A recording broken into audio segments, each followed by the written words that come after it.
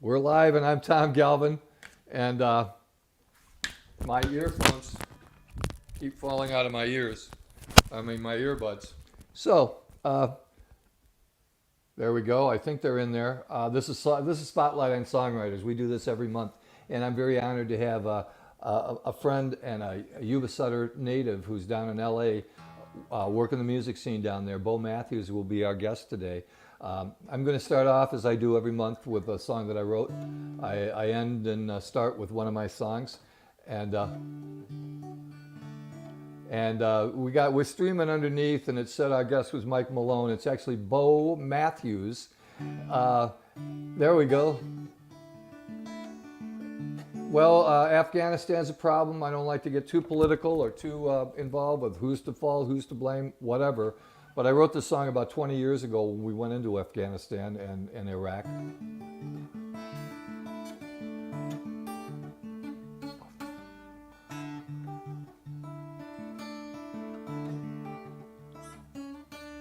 Wouldn't you know that this would happen? Wouldn't you know it would come to this? History books tell us we'll be repeating the lessons in history that we have missed. And we've missed quite a few. Now we're fighting again, but we don't know who, and how will we know when the war is over? How will we ever know?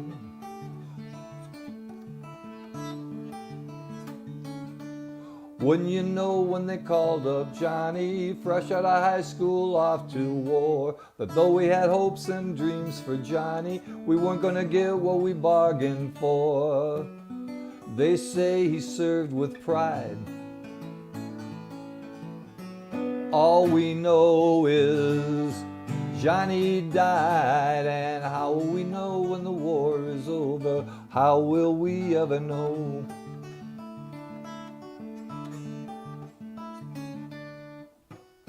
Fight, fight, die, die. That's how it always seemed to be. It's how we went about it back in 1965. Selling that USA brand, democracy. And we never knew why the war was over. Nixon just one day said it was. Somebody asked him how this happened. Nixon just shrugged and said because Lyndon Johnson was a fool. Oh, that history can be cruel. Now, how will we know when the war is over? Who's gonna tell us when it's through? If one of us hears that the war is over, you either tell me or else I'll tell you. But how will we know when the war is over? How will we ever know? How will we ever know? So, a little social, political, topical song, but we're open to all kinds of songs on this show. This is a forum on songwriting, and we ask guests who are notable songwriters, good songwriters, to come on and share their music with us, and also to cover their influences, who inspired them. And sometimes we can take songs from other writers, and we can do our version, and after we get proficient and pretty good, we can actually create just as much emotion as the original recording. So that's the name of the game here, Spotlight on Songwriters. And I would like to now bring to the forefront a young guy who's from Yuba City. Bo Matthews is his name, and he's taken his music to San Francisco, and he had some success there, but he wanted to take it to the big city, take it down to the Big Orange, and so he's down in LA now, and he's hustling music, and he's doing gigs, and he's writing songs. He's a young guy with a college degree who does some substitute teaching as a side job, sometimes restaurant work, sometimes he's a great landscape person, and so he's got a lot of interest that allow him to do the side jobs that everybody in LA is doing, but still maintain a whole lot of time for his music and make that his main emphasis. So Shantae, if you can bring Bo Matthews up from the green room, I'd like to bring you on, Bo. Hi, everybody. Hi, Tom. Thanks so much for How's, having me on. my pleasure. It's my pleasure. You're down there hustling and making contacts, Yeah, networking. doing what I can, playing shows where I can. I'm a volunteer at a local art park, and we just had a show over there last weekend with a bunch of local musicians there, and had a great turnout. Bo, We I have to do want to what we ask can you in so many pandemic. things about your background and your interest in music, but why don't can we just really start off with a song and Yeah, just do that first because we're about music, and then we'll add the chat as we go along. But wherever you want to start, we'd love to hear it. yeah, absolutely. So the song's called "Floating in Time."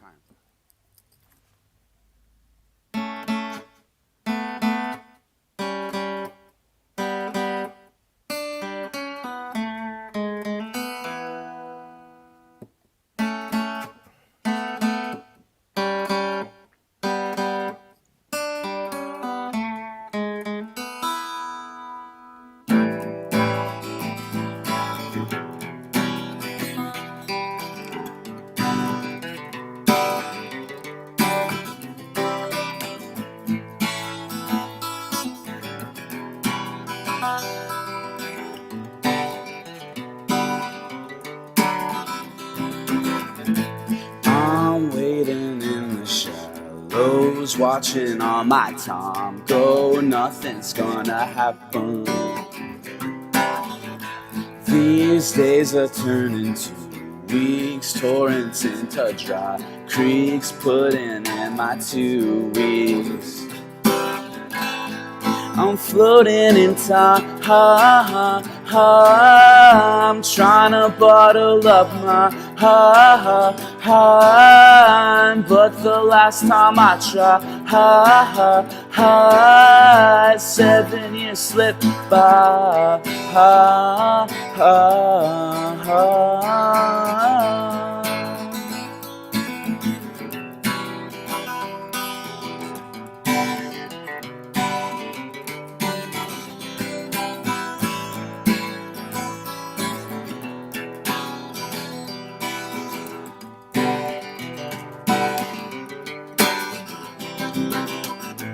I'm living in the deep end, let the chlorine seep in. I see some people sinking. You're choking on the water, tried so hard to swallow. With my luck, I'll follow. I'm floating in time, I'm trying to bottle up my heart, but the last time I tried, 7 years slipped by.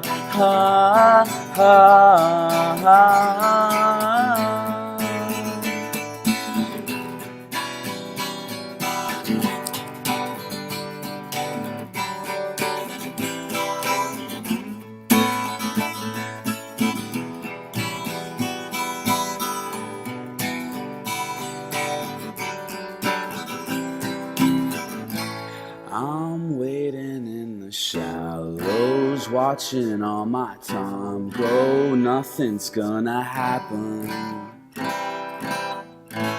These days are turning to weeks, torrents into dry creeks, putting in my 2 weeks. I'm floating in time, I'm trying to bottle up my heart, but the last time I tried, 7 years slipped by.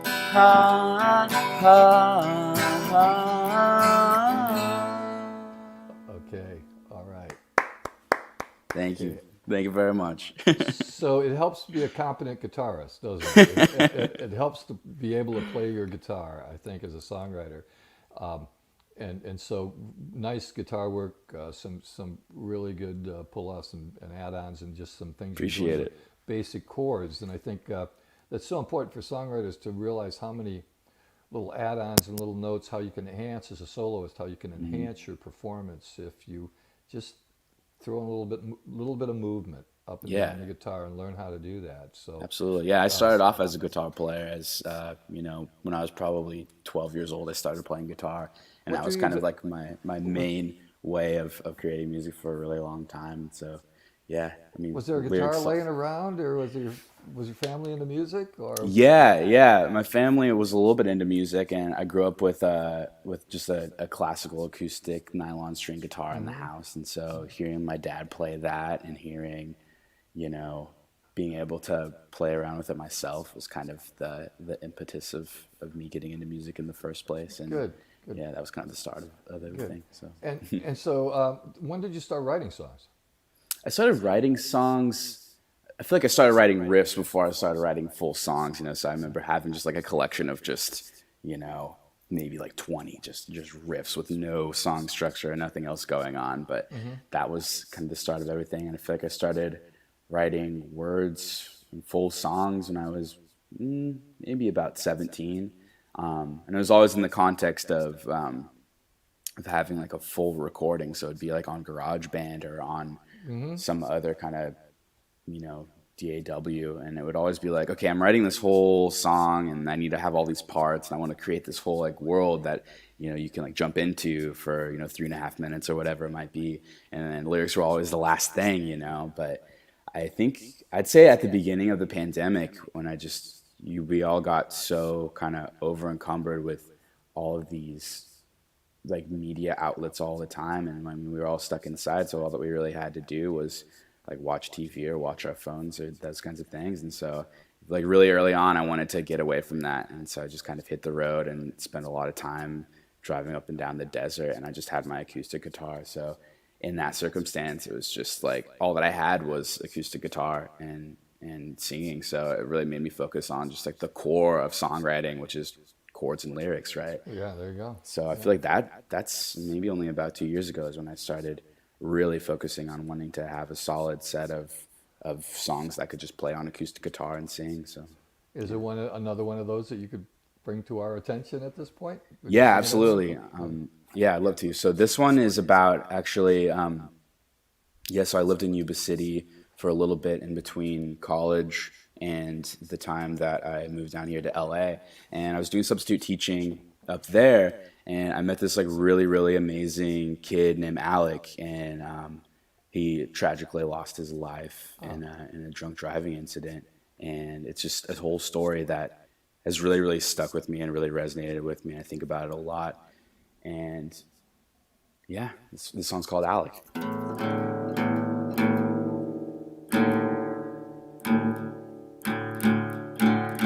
so for all you songwriters out there, Bo is dropping his E string down to a D. Am I correct about that? Is that what you're doing? And so, Yep.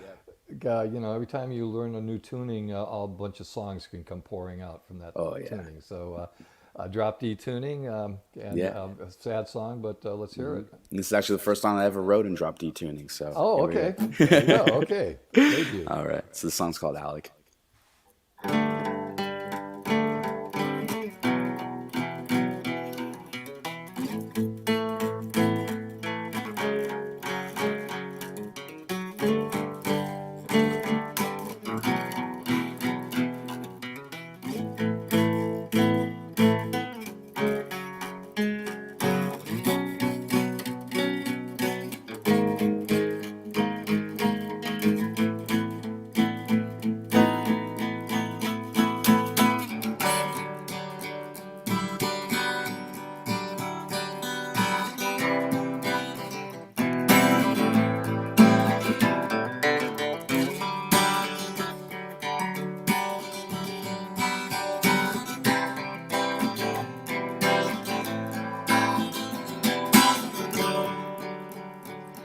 Alec was in middle school.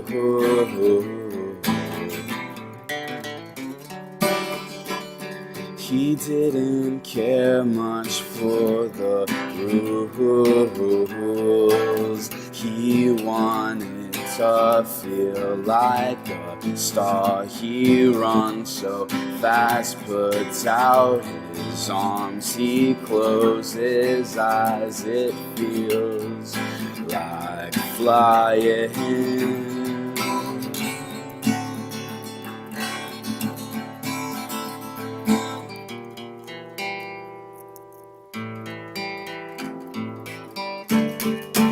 Oh, I'm coming home. Oh, I'm coming home. And I wish you could see me.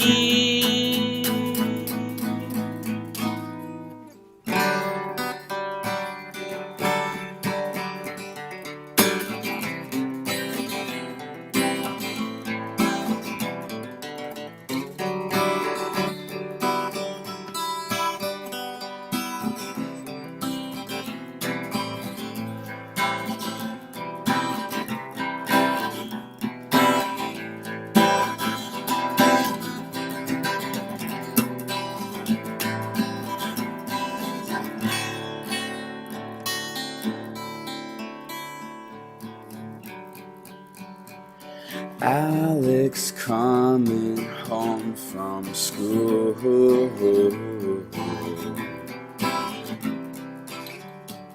thinking about the girl he wants to talk to.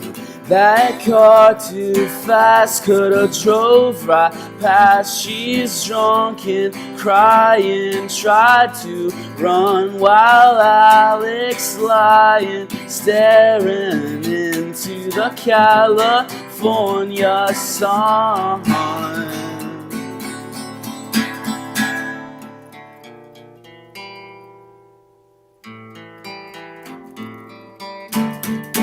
Oh, I'm coming home. Oh, I'm coming home. Oh, I'm coming home. Oh, I'm coming home. And I wish you could see me.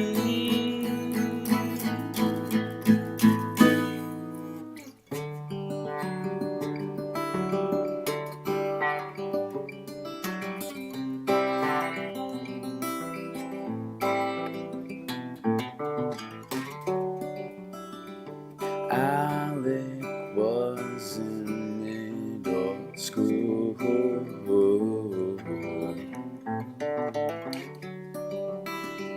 He didn't care much for the rules. He wanted to feel like a star. He runs so fast, puts out his arms. He closes his eyes. It feels like flying. I love that song, and I was so surprised when you went to the A flat because it had a weird, unexpected, a little almost discordant, almost disturbing. But then I follow the vocals and I follow the feel of the song, and it's an eeriness. There's an eeriness to that A flat. And I don't want to get too technical for anybody that will be watching or listening to this throughout the week, or as long as it's up. But those little surprises, those little places that songwriters can take something to. You're in a certain chord, and then you drop down, and you go to a flat, and it's like it's unexpected, but it really draws you back into what's he singing about, what's he talking about, what are these lyrics saying, why that kind of somber chord right there. Thank you. I appreciate it. I've always tried to capture. I mean, for me, the job of the chords and the job of the music itself is just to be like this real analog for like the emotions that you have about any kind of certain subject matter, because that's what music does better than anything is it's able to, without using words, really capture an emotion and be able to like kind of propagate that emotion, have other Wow. people feel it too. So Yeah. that's something that I always try to, you know, tackle That's whenever what we I'm try writing. to do, generate the emotions we're feeling and share them and see if somebody else taps into that same feeling. Yeah. Um, just a little bit of chatter here. You're from, I'm sorry, my wife loaned me her earbuds because That's one all of right. mine is broken. And I think my ears are misshapen. I think the earbuds are fine. But so I'll be doing a lot of putting them back in my ears. At All any right. rate, a little bit of your history, your journeying through the world of music here. Hmm. Um, you've been to San Francisco and did some music there, and now Yeah. you're in L.A. Tell us a little bit about what your intentions, what you're trying to do there, some of the creative side gigs you're doing, and the other creative outlets that you have besides songwriting. Yeah, I feel like I'm doing the classic LA thing where it's just like you have like six jobs, you know what I mean? And in San Francisco, it was a situation where it was so hard to find any kind of like homeostasis where like, okay, I'm working this much, I'm getting this much money, and so I'm able to pay rent and then, go out to play shows and network and meet people and have a good time. And in San Francisco, it's just like, okay, you're working your ass off and you get to pay rent. And then if you're lucky, you get to, Yeah, it's just yeah, the state of the economy there. And yeah. so moving to LA gives you a little bit more wiggle room. And just like with that little bit of wiggle room, it makes so much like more possible. And so, yeah, down here, it's like, I came down here for I guess two reasons specifically. Is to do like film work, and I've always been a sound designer for film, and that's part of what I studied in school. And so coming down here, it's like if you want to do film work, and I'm lucky enough to be born in California, so it's just like I go down to the Bay Area, and I'm able to experience everything that has to offer. But it's like if you want to get film work, there's a place that you can go to go and Yeah, find that yeah, film work. And so here exactly. I am in LA, and Yeah, then knowing just, and not just for film, but for the whole entertainment industry in general down here, it's just like sometimes you have to go to the, I don't know, the center of everything if you want to sure. to find any work, or Yeah, just kind of see what's out there. yeah. So that's what's kind of drawn me here. And yeah, And so film so, work. and making some connections with other musicians and other people. Do you want to any? Yeah, Uh, that's what it's all about. And yeah, for me, it's like music is such a music and art in general. It's just such a way to, um, the most important part of music and art is a way to connect with people and to like to form community and to help kind of influence your culture and do good work with it. And so for me, music has been mostly that. That's, I don't know, what I feel like, where I feel the power in music lies. It's in order to bring people together, have community work, and again, like I was saying, just kind of help form culture and form community and help people to kind of stick together. I watched a And video of you doing a Poncho and Lefty, a Towns Van Zandt song, yeah, and you had like it looked like a coffee shop audience hmm, rapt attention, and so that was an example of some. It was just you had a powerful sense of emotion with a yeah, very thank you. emotional song. These two old guys traveling around just trying Two to old survive. cowboys. Two old cowboys, and so yeah, that's sometimes we do that too with songwriters. Is who influenced you, and is there somebody in particular that, or some people that stand out as prominent singer songwriters who influenced you?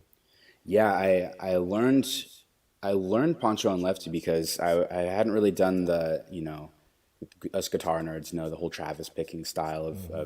of finger picking, and I've never really done that before, and so I wanted to learn how to do it, and I figured that Towns Van Zandt is like such an incredible guitar player that if I learned one of his songs, I would have like a really good kind of foundation for like kind of mastering that technique, and so I wanted to learn Poncho and Lefty just because I knew it was really difficult to play, Yeah, yeah. and so. Yeah, I'd say that as far as this whole acoustic and back to what you're saying about the whole coffee shop performance, I feel like that is kind of to my point about the power of like even like acoustic guitar and singing in general, like as a medium, this whole like kind of singer-songwriter acoustic guitar guy thing, it's like the power of it is like to have like a small group of people like really into it instead of like, and I've played in punk bands and I've played to like big rooms, and that's fun and it's a great for a night out, but no one's really listening to the lyrics and no one's necessarily engaging with it on that level. So that's kind of the power of kind of scaling things down and using acoustic guitar and vocals. But anyway, yeah. So Townes Van Zant's definitely a really big inspiration for me as far as guitar playing, and I'd say Neil Young, Joni Mitchell, Elliott Smith, guy from the '90s. Yeah, I feel like I have a lot of influences, and I do a lot of different mediums with music too. It's just like I play electric guitar, and that's a whole different instrument as far as I'm concerned. And I do a lot of work on like soundtracking and keyboard stuff, and with synthesizers and with everything. And so, kind of, this as a medium, I would definitely say that Townes Van Zant, Elliott Smith, Neil Young, Joni Mitchell. So I love your originals, and so I'll leave it up to you if you want to focus on the originals, or if there is a cover tune that you'd like to do that you're particularly drawn to. I'd love to play Poncho and Lefty. Let's go for that. I'd love to hear it. Yeah, let's do it. Okay, I gotta get out of drop D tuning over here. So you songwriters out there, now he's going back to standard tuning. So okay.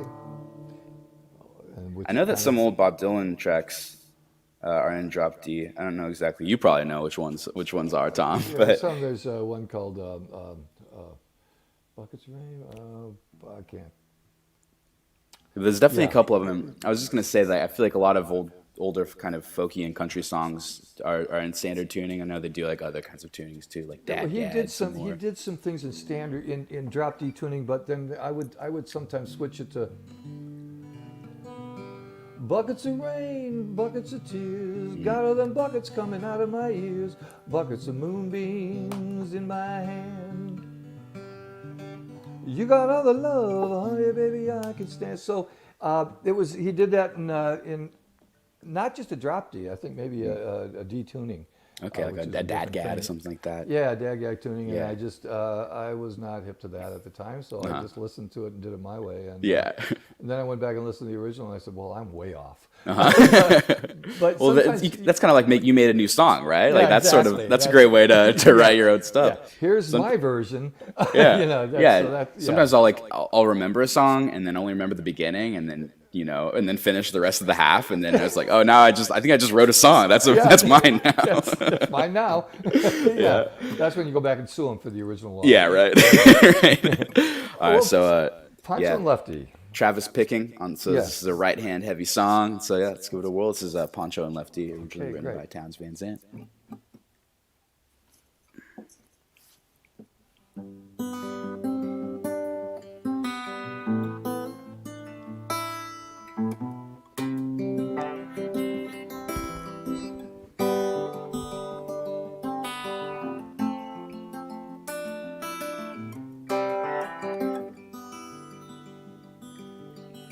Living on the road, my friend, was gonna keep you free and clean.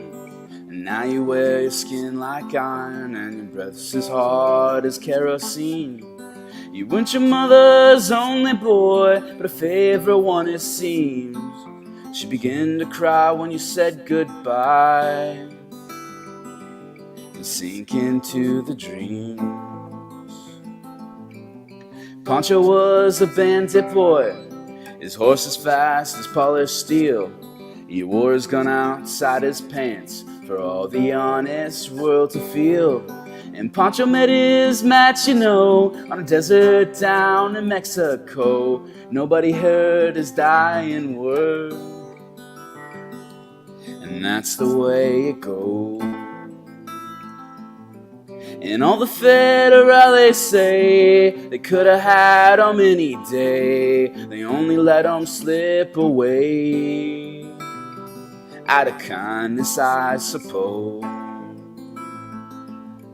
Now Lefty can sing the blues all night long like he used to.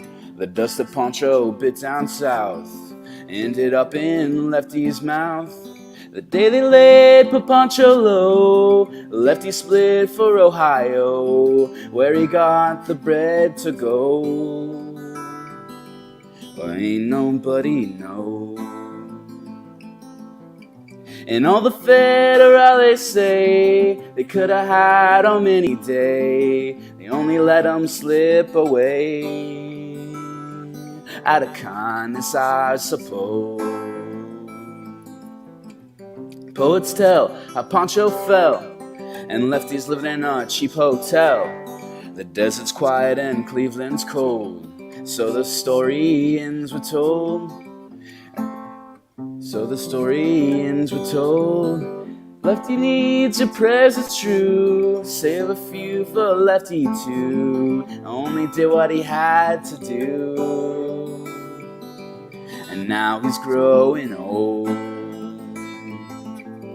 And all the federales say they could have had him any day. They only let him slip away out of kindness, I suppose.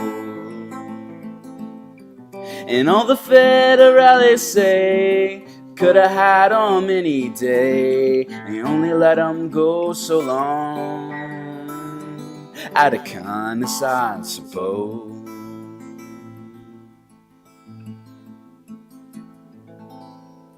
Such a touching song, and well done, Bo. Well done. Thank you. Yeah. Thank you. Don't tell Towns I messed up the third verse. No, I won't let him know. He's always in touch with me. Yeah, very poignant song. Two old duffers, and one's gone, and the other one's trying to put his life back together. It's yeah. And I love the federales could have had him anyway. Could have had him any day. Just out of kindness. Why bother? Why bother this rocked up world that he's living? Yeah, So good. Let it. Might as well let Pancho do his things. That's right. Yeah, yeah, exactly. Yeah, it's a really... Okay. Well, do another original if you would. Yeah, absolutely. Anything you want to say about it or the context, but just another original. Let's see. Yeah, I feel like when I was talking to you about it, like a period of my life where I'm in between San Francisco and LA, where like I lived in Yuba City for a little bit. And it's just like such a stark contrast, really. I mean, there are certain like truths about, about human culture and people that are always the same, no matter if you're in San Francisco or LA or Yuba City or India or or just, wherever, France, Africa, whatever.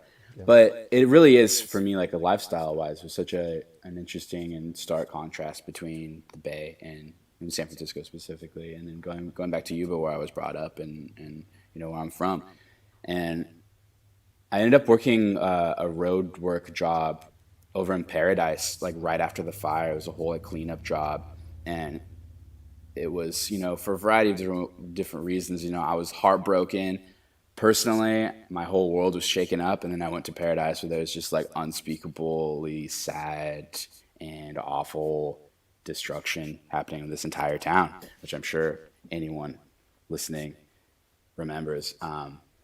And it just put me in such like a raw state of mind and like emotionally like open. And well, the thing that we listened to most of the time when we was doing this road work job was just like pop country radio. And me being in such like a emotionally like open and vulnerable state, like all these things, all these songs that I would normally think of as being like really trite or really kind of like overplayed or just like emotionally not really resonant, they were all like so resonant for me. And I was just like absolutely like totally locked into just all this pop country.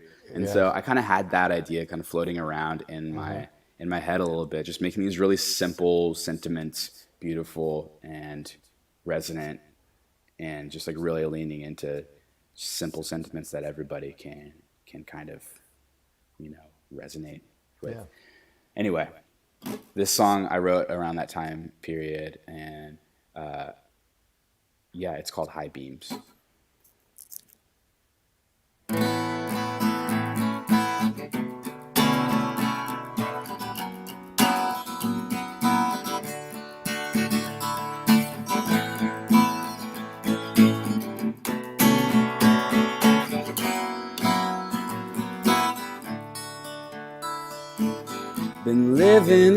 this fog so long, I forgot how much I love the smell of sunscreen coming out of the bottle. The water stains the sidewalks, only ever in between.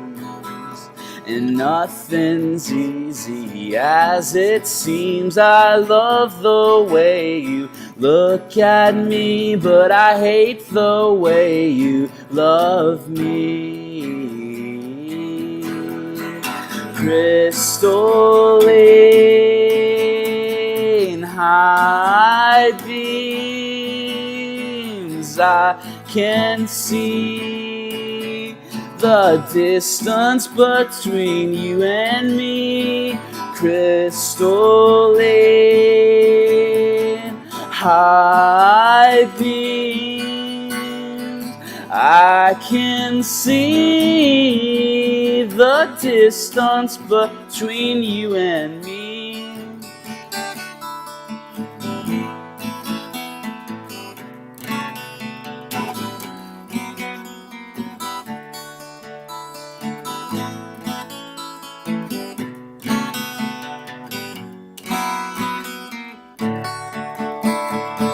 Been in and out of Dodge so long, I forgot how much I hate the sound of stillness in the air. I'm speeding, bugs bleeding, stain my windshield, foggy days I'm sleeping in.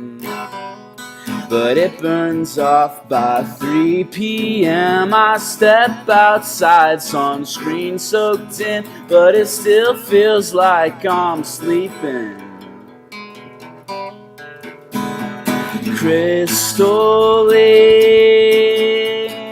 high beams, I can see the distance between you and me.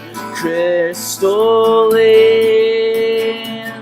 high beams, I can see the distance between you and me.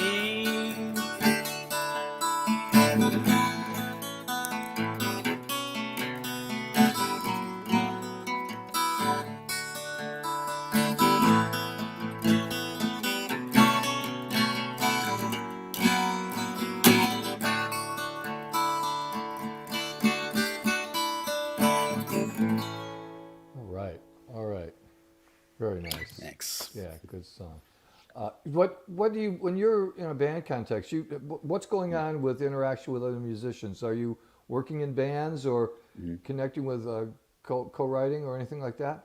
Yeah, I always try to collaborate with as many people as I can, really. I love to get, a bunch of people's ideas in on things, and I love to be able to, even just like for lines or for like a chorus or just like a sentiment, I just like to ask people what they think about something, and you know what I mean? Just to Yeah, get art beyond like me, because it's just like when with the whole experience of listening to a song, it's just like I want it to be about the listener, and I want it to be about the audience, and I want it to be about them, not just about like, hey, look at me, and this is what I'm doing. You know what I mean? yeah. I like to, the I is always in there, and the me is always in there, but I want it to really an experience that is, resonant on a personal level, and not just I'd me really talking about recommend myself. So. I'd really recommend the Hulu show, the McCartney 321. I don't know if you're familiar with that. I No, I think haven't all seen it. songwriters really might want to check this out. It's Paul McCartney talking to a high-level music producer,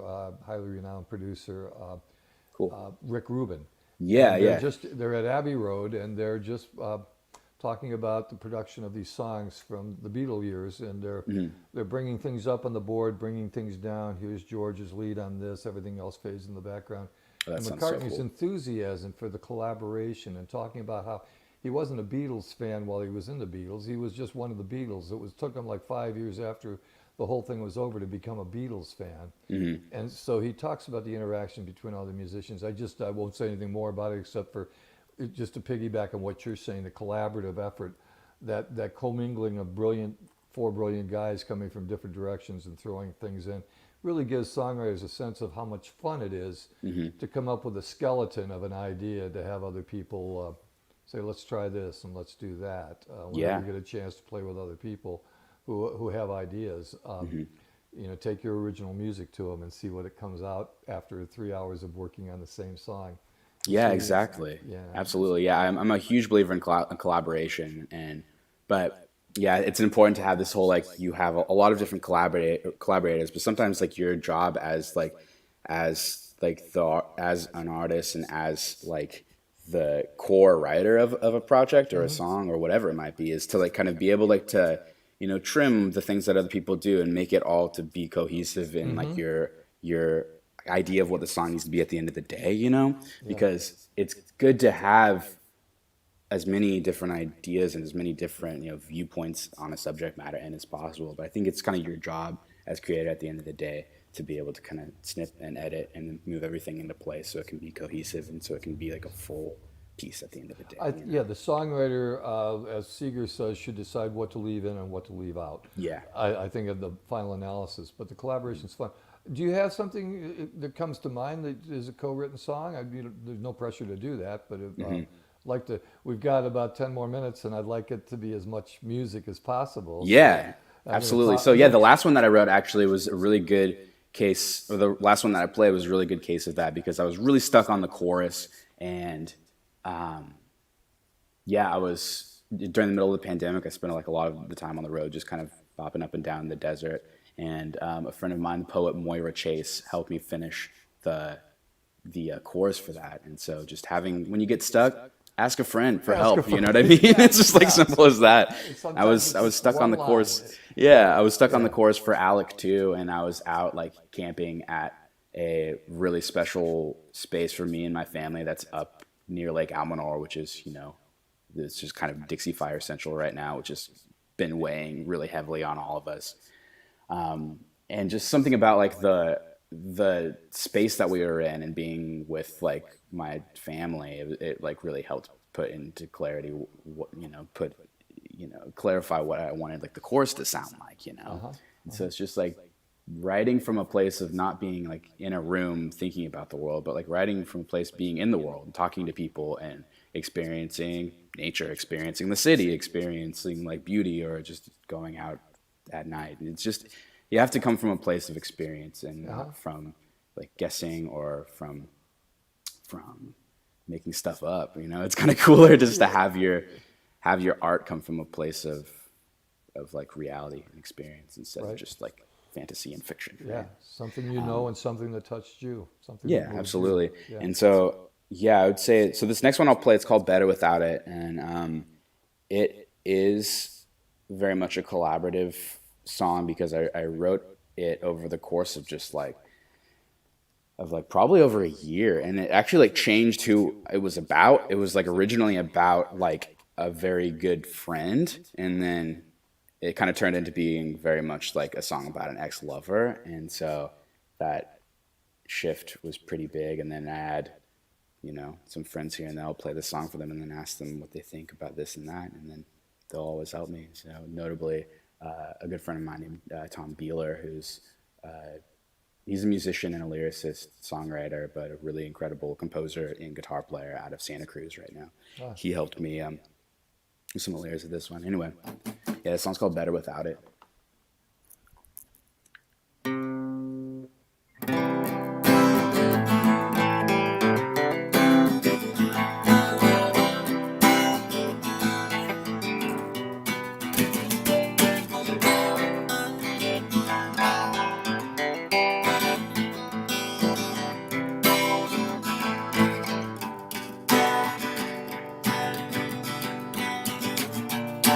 Everyone says they're having fun when they're not having fun. You're not the only one. Only one, you are the only one. But something's just no good, it's understood. They fine. I know that I'm better without it. I know that I'm better without it. Sometimes I know that I'm better without it. Better without it.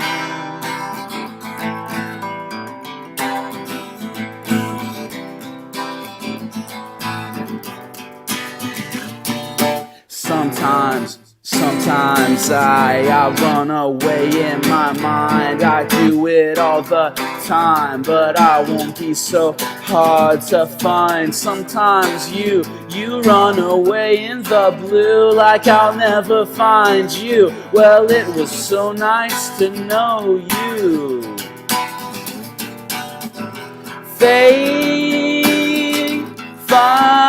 Fine, I know that I'm better without it.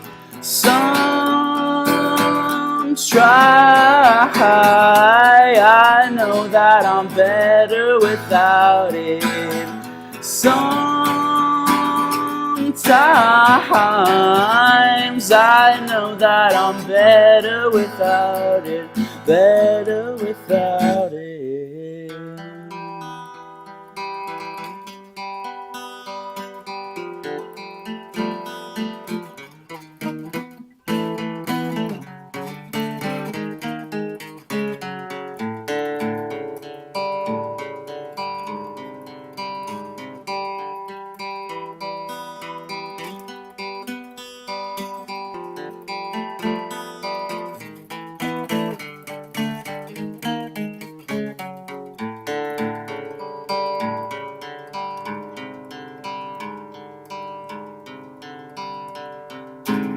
Everyone says they're having fun when they're not having fun. You're not the only one. Oh, that's a good song. That's a really good song. Thank you. We've got time for one more of your songs. How do people access your music, Bo?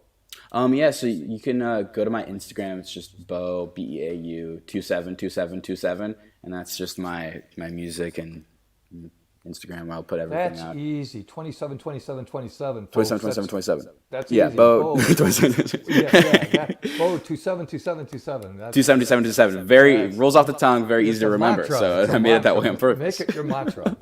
Yeah, and I've got a Bandcamp. I have a lot of my like electronic music and like film score work, my more like composerly types of works is on a Bandcamp. It's just Beau27, and I have like SoundCloud too. But yeah, I'm gonna be finishing up an EP here pretty soon of acoustic songs, and so that'll be coming out. So yeah, just stay tuned on my Instagram, and then we'll have info about that. So. Well, Bo, I think you're a genuine artist in a lot of different areas, kind of Thank a you. Renaissance man, and Thank you. creativity. And talking to you and having you on the show has just been my great pleasure.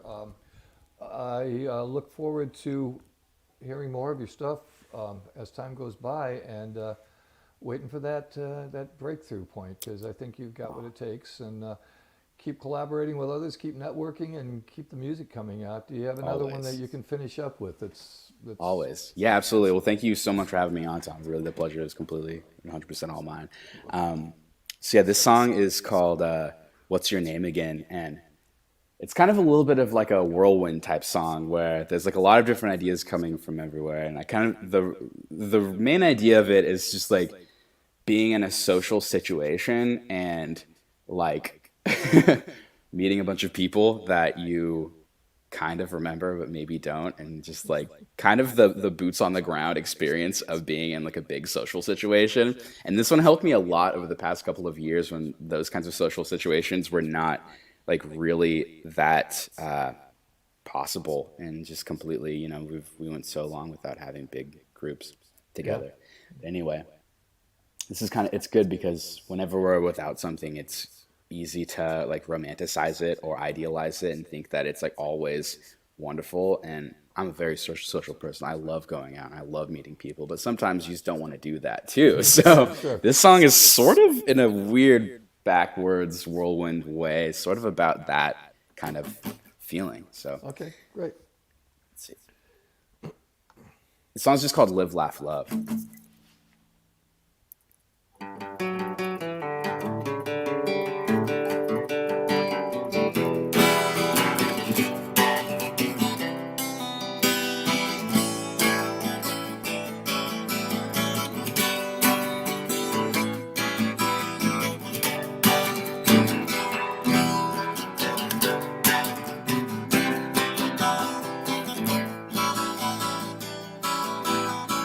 I know, I've never even felt the way you do before, and for that I feel like a fucking bore. Realize, oh I know I read it somewhere once or twice before. The life of me, I can't remember the last line.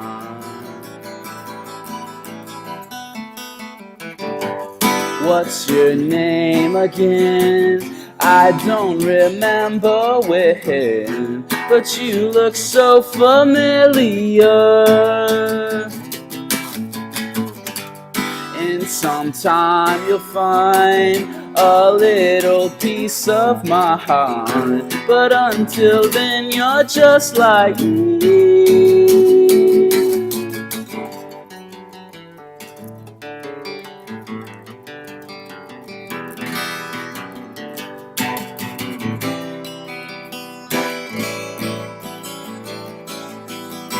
Live, laugh, love, lie. Go in my opinion, I never think you're right. But who cares about the words that you say when they sound so nice?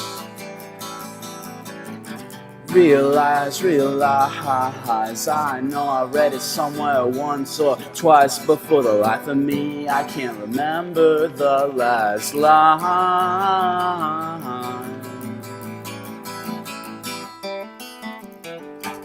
What's your name again? I don't remember when, but you look so familiar.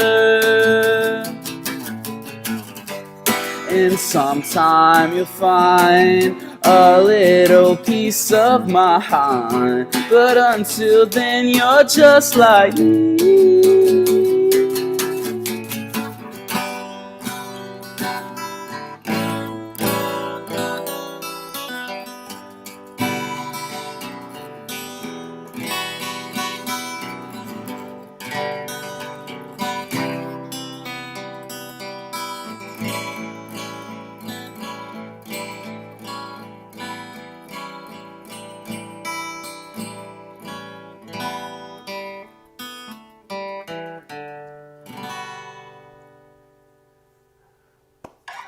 Oh, another great song. Thank you so much, Tom. We're at the top of the hour, so we're gonna sign off with you. You'll be in the green room or on the rest of your day, whatever you're. Sounds good. What are you gonna do today? What I think I'm gonna go hit my garden. Got a lot of plants to transplant. I'm gonna try to fix my bike tire that keeps popping for no reason. Just time to get out and get a little fresh air and get a little sunshine on me. That's for sure. Well, thank you for having us on. I'm going to finish up with one of my songs, and I'll be in touch, Bo. Sounds great. Great having you on the show.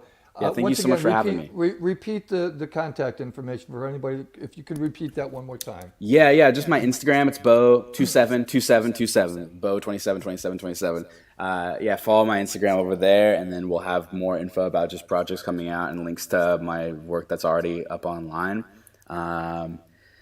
Thank you again, Tom, for having me. Thanks for everybody for listening. Hope to see you, and hope to hear from you all real soon. Take care. Till next time. Thank you, Bo. It's been a great pleasure. He's down there hustling, He's a young guy down in L.A. saying, I've got something to say. I've got some lyrics and some music that needs to be heard. And he's multi-talented, and he's out there pushing it and hustling it. So thanks for being on our show again, Bo. It was great to have you on.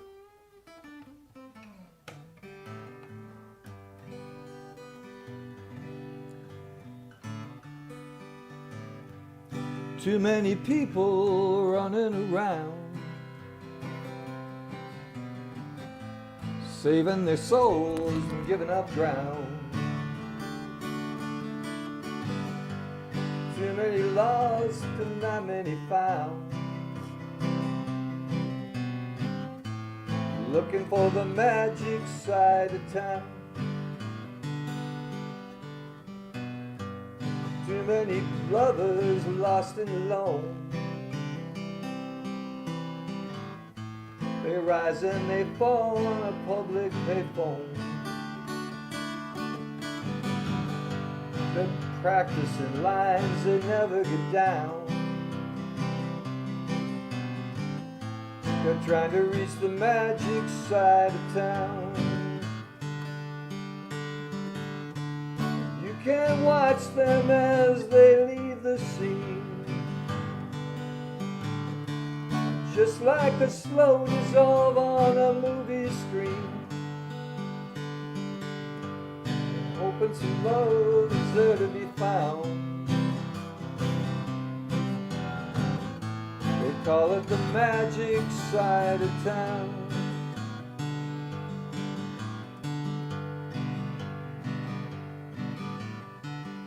It's mid-afternoon, the skies are all gray, but people pass by with nothing to say. The streets are awful, but there isn't a sound. They're looking for the magic side of town. You can watch them as they fade from view, and you can join them if you're lonely too. They say it's nearby, but it's rarely been found.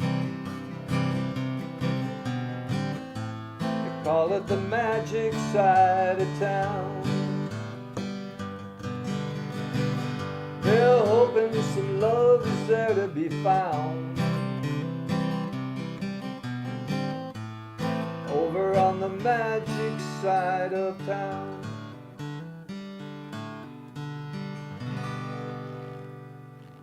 My thanks to our engineer, as always, the wonderful Shantae Arroyo. My special thanks to Bo Matthews. That's Bo272727 on Instagram. You can get the rest of the information. Bo272727.